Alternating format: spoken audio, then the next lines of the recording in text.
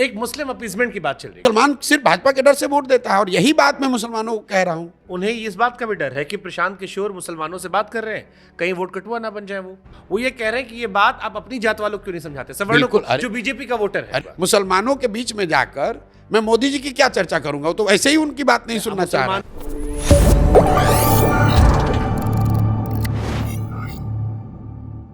एक Muslim appeasement की बात चल रही है। कई सारे मुस्लिम लड़कों ने मुझे मैसेज किया कि प्रशांत किशोर जी ने हर रैली, हर भाषण में कहा कि, या पिछड़ों को कहा कि देखो तुम लोग इन्हीं को वोट देते हो आखिर में।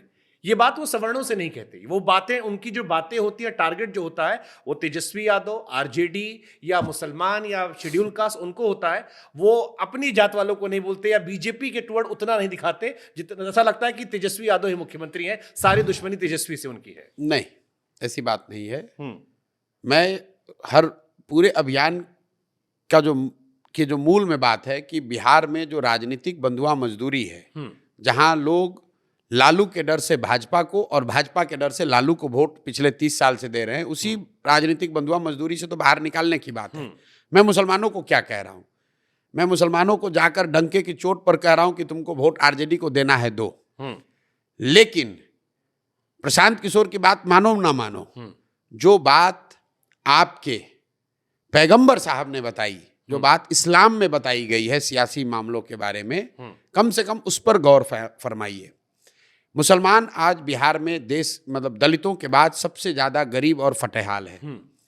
फिर भी मुसलमान आरजेडी को वोट देता है। मुसलमान ये खड़ा होकर कहता है कि भाई हम क्या करें, हम तो भाजपा से के वजह से देते हैं, भाजपा के डर से देते हैं, लालू जी के अलावा कोई विकल्प नहीं है, हमको तो सबने ठगा है। तो मैं उनको कुरान के हवाले से बताता हूं कि भाई पैगंबर साहब ने कहा कि जिस कौम को अपने रहनुमाओं की समझ न हो, उसके ऊपर जालिम हुक्मरानों को मुसल्लत कर दिया जाता है। तो अगर आप ये कह रहे हैं कि आज के हुक्मरान जालिम हैं, तो पैगंबर साहब की बात कही हुई गलत तो हो नहीं सकती। उस पूरे लाइन को पढ़ो। उन्होंने कहा कि जालिम हुक्मरान आप पर तब मुसल्लत किए जाएंगे जब आप गलत रहनुमाओं का चुनाव करेंगे। तो आप खुद ही कह रहे हैं कि आज के जो रहनुमा हैं, आपने जिनको रहनुमा बनाया, आज के जो हुक्मरान है वो जालिम है। इसका मतलब है कि जिसको आपने रहनुमा बनाया वो गलत आदमी था। कुरान के हवाले से मैं उनको बता रहा हूं कि इस्लाम में ये बताया गया है, कुरान की शुरुआत का पहला वर्ड है इकरा। इकरा का मतलब है पढ़ो। और जिस कौम के कुरान सबसे पवित्र ग्रंथ की शुरुआत होती है इस वर्ड से कि पढ़ो, वो कौम आज आपने अपने बच्चों की पढ़ाई की चिंता ही नहीं कर रहा है। वो सबसे अनपढ़ कौम बन गया है।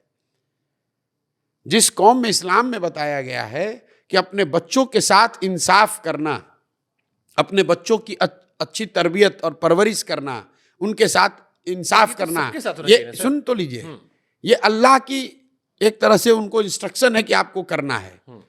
और आप अपने बच्चों का जो हक मार कर जा रहे हैं, जो लूट रहे हैं आपके बच्चों को, जिन्होंने अनपढ़ मजदूर बनाया है, उन बच्चों की चिंता न करके भाजपा के डर से लालटेन को वोट दे रहे हो। यार आपको लग रहा है केवल डर से वोट दे रहा है? बिल्कुल, मुसलमान सिर्फ भाजपा के डर से वोट देता है। और यही बात मैं मुसलमानों को कह रहा हूं कि भाई आप कहते हो कि आप अल्लाह को छोड़कर किसी से नहीं डरते हो, और यहाँ हालात ये है कि भाजपा का डर दिखाकर चोर, बदमाश, डकैत भी आपसे वोट ले जाता है। मुझसे कहा कि उन्हें इस बात का भी डर है कि प्रशांत किशोर मुसलमानों से बात कर रहे हैं, कहीं वोट कटुआ ना बन जाए। वो भाई देखिए, ये मुसलमान, आप दिल्ली के मुसलमानों से बात कर रहे हैं, मुसलमानों की हालात के लोगों ने हमें भी नहीं, बस दिल्ली मतलब जो बिहार के भी तो बहुत बड़ी संख्या में वहाँ लोग रहते हैं।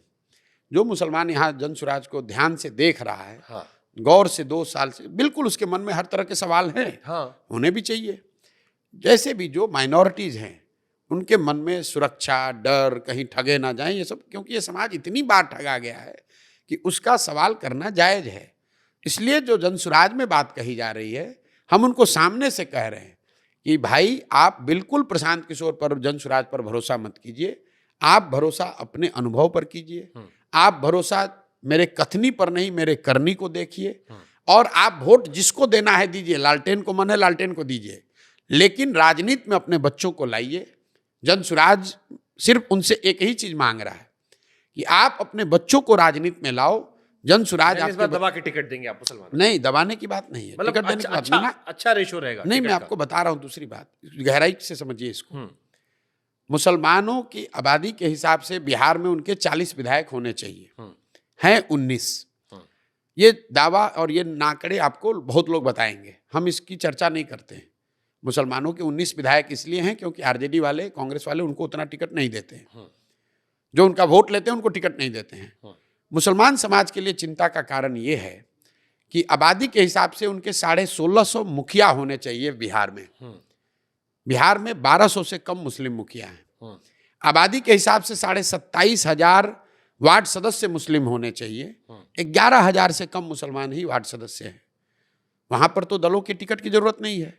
ये आंकड़े ये बताते हैं कि मुस्लिम समाज में कहीं ना कहीं राजनीति को लेकर, राजनीति में भागीदारी को लेकर वो संशय, वो डर पैदा कर दिया गया है। और ये डर पैदा किसने किया है? ये डर पैदा किया है जिनको उन्होंने अपना रहनुमा बनाया, ये आरजेडी के लोगों ने उनको ये बता दिया कि भाई तुम हमको वोट देते रहो, हमारे पीछे चलो, हम बाकी चिंता तुम्हारा करेंगे। तो मैं मुसलमानों को जाकर ये बता रहा हूं कि भाई तुम कांग्रेस के पीछे चलो, आरजेडी के पीछे चलो, प्रशांत किशोर के पीछे चलो, किसी के पीछे चलोगे तो तुम्हारा नुकसान होगा ही होगा। आपकी जो आबादी है, आपकी जो समस्याएं हैं, वो तब सुलझेंगी जब आप अपने बच्चों को राजनीति में लाएंगे, उनको काबिल बनाएंगे, उनको राजनीतिक सलाहियत सिखाएंगे, तभी आपका सुधार हो सकता है। जन सुराज वो प्लेटफॉर्म है जहां आप अपने बच्चों को लाइए। आपको राजनीति में प्रशिक्षण चाहिए, राजनीति में आपको आगे बढ़ाने वाला चाहिए, तो जन सुराज आपके लिए वो करेगा। आप जो कह रहे हो बिल्कुल जायज बात है, क्योंकि हम क्लोजिंग पे बिल्कुल हम हैं। उनका जो सवाल मेरा था वो ये था कि आप मुसलमानों की बात समझा रहे हो, ये सत्य है, या बाकी पिछड़ों को समझा रहे हो? वो ये कह रहे हैं कि ये बात आप अपनी जात वालों को क्यों नहीं समझाते, सवर्णों को, जो बीजेपी का वोटर है। अरे मेरे भाई, मैं अगर सुनो, ऐसा है कि अगर मैं 5300 गांव में गया हूं तो यहाँ पर सबसे बड़ी आबादी यादवों की है, तो मैं तो सबसे ज्यादा यादवों के गांव में जाकर भाषण दिए हैं मैंने। अगर 12% आबादी सवर्णों की, तो सवर्णों के गांव में भी जाकर बोल रहे हैं। लेकिन सवर्णों के गांव में जाकर लालू जी के खिलाफ बोलने का क्या मतलब है? लालू जी के बारे में बोलने क्या मालूम है? तो पहले से लालू जी के बारे में जानता है। सवर्ण को ये बताना है कि भाई तुम मोदी जी का भाषण सुनकर, गुजरात का विकास का कहानी सुनकर क्यों अपने बच्चे को मजदूर बना रहे हो? ठीक उसी तरीके से जब मुसलमानों के पास जा रहे हैं तो उन्होंने जिसको अपना रहनुमा माना है उसके बारे में तो बताएंगे भाई। मुसलमानों के बीच में जाकर मैं मोदी जी की क्या चर्चा करूंगा? तो ऐसे ही उनकी बात नहीं सुनना चाह रहा। मुसलमानों और पिछड़ों के दिल में एक सवाल और आता है जी कि प्रशांत किशोर पर ईडी छापा क्यों नहीं पड़ता, सीबीआई छापा क्यों नहीं पड़ता?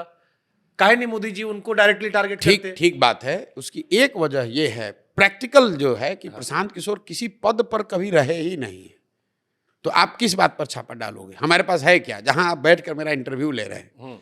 ये पटना के सबसे अच्छे प्रॉपर्टी में इसकी गिनती हो, बहुत बड़े लोगों का प्रॉपर्टी है। प्रशांत किशोर का तो कुछ नहीं, उन्होंने डोनेट किया है, हम यहाँ के रहते हैं, काम करते हैं।